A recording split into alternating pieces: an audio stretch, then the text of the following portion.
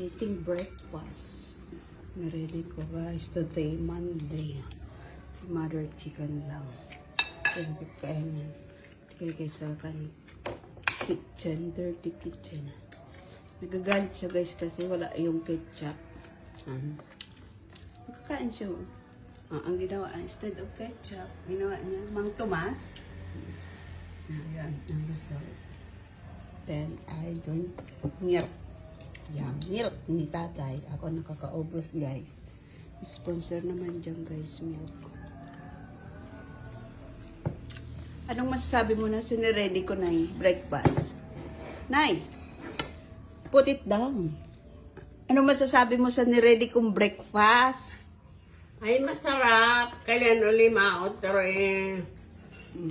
Ikaw, Ate Sunya, kahit wala yung ketchup, anong masasabi mo?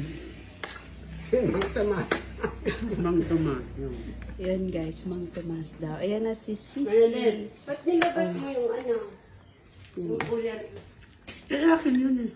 Ha? Akin yun. Alin cooler yung pula? Ano yun? Dadalhin ko yun. Ay, sa'yo. Yun, akala sa taas yun. Alin ko. Ay, Hindi, yun. nalagyan ko yung 8 tubig. Ay, tubig. Ayan guys. Okay. Wala na tayong negosyo niya. Ay, magana. Okay, thank you for watching. Happy New Year breakfast is